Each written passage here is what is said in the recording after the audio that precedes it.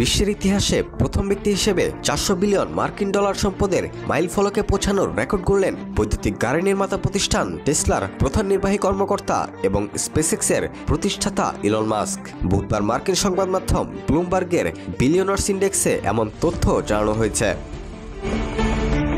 মার্কিন নির্বাচনে ডোনাল্ড ট্রাম্পের বিজয়ের পর একের পর এক রেকর্ড গড়েছেন এই ধনকুবের। এবার ইতিহাসের প্রথম ব্যক্তি হিসেবে 400 বিলিয়ন ডলার সম্পদের মাইলফলক স্পর্শ করলেন ইলন।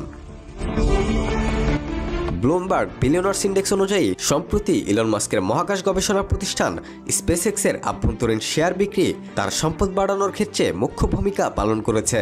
স্পেসএক্সের আভ্যন্তরীণ শেয়ার বিক্রিতে তার সম্পদে নতুন করে যুক্ত হয়েছে প্রায় 50 বিলিয়ন মার্কিন ডলার।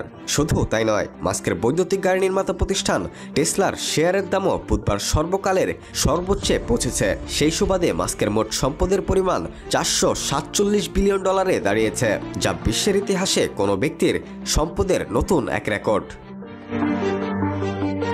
ব্লুমবার্গের বিলিয়নার সূচকে এখনও বিশ্বের শীর্ষ ধনী রয়েছেন ইলন মাস্ক। মার্কিন এই সংবাদ মাধ্যমের তথ্য অনুযায়ী টেসলার প্রধান নির্বাহীর বর্তমান মোট সম্পদের পরিমাণ 447 বিলিয়ন ডলার। আর তারপরেই দ্বিতীয় স্থানে আছেন আরেক মার্কিন ধনকুবের জেফ বেজোস। তার মোট সম্পদের পরিমাণ 249 বিলিয়ন ডলার।